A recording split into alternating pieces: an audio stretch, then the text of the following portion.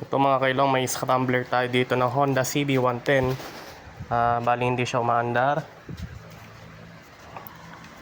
Ayan, di ba? Checking na stock daw to eh. Hindi na nila mapaandar. Tapos sisikwa ko ganyan. Ang ganda no, pagkaka-build ng scrambler. So yung update pala natin dito sa ito, patapos na. No, hindi pa natin nakakabit to. Ito. So, check natin kung may kuryente to. Let's go!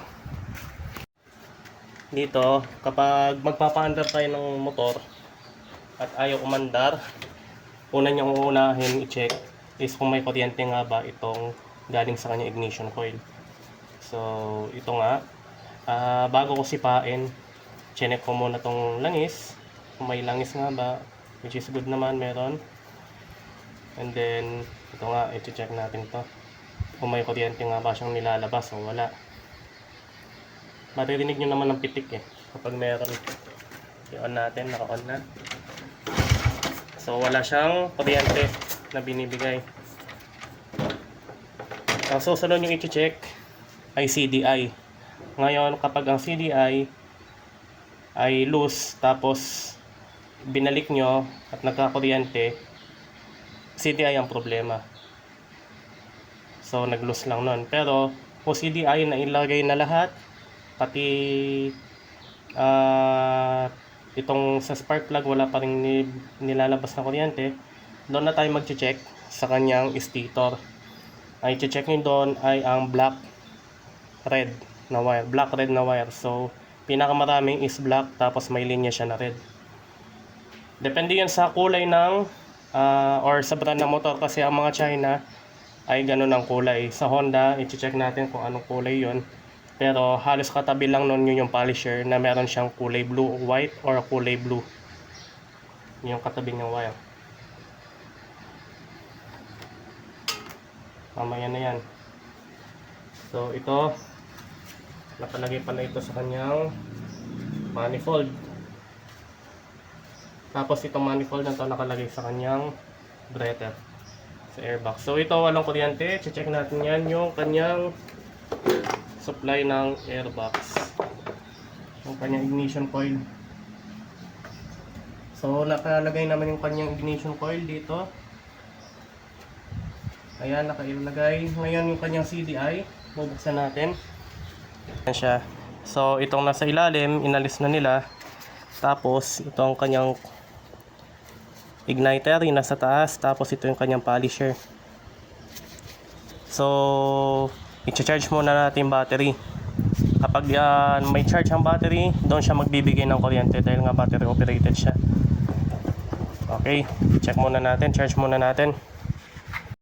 At ito na nga mga kailong, nailagay na natin ang kanyang battery, no, terminal para for charging. I-check kasi natin kung ilan yung voltahe ng kanyang battery, at siya ay dead battery. So gagawa natin ng paraan kung mabubuhay pa niya to, kasi may repair itong ating charger. Charge muna natin.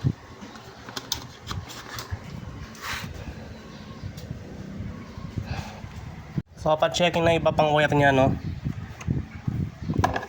Check natin.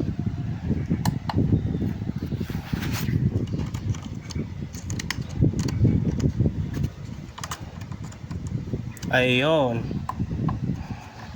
Repair natin, repair mode.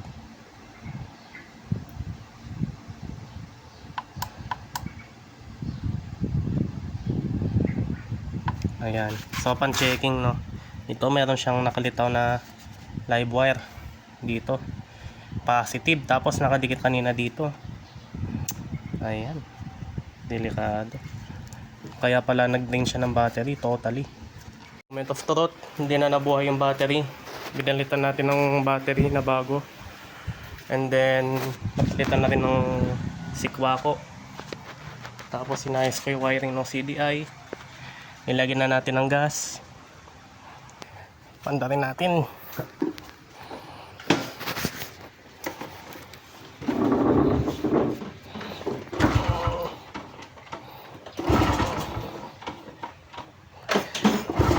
Kalahating litrong gas. Ay, nakapatay pala.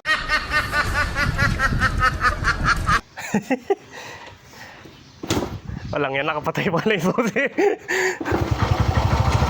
Epic fail. Ayan. So, yung next issue niyan is carburetor din. So, nalinis na natin yung carb and then all goods.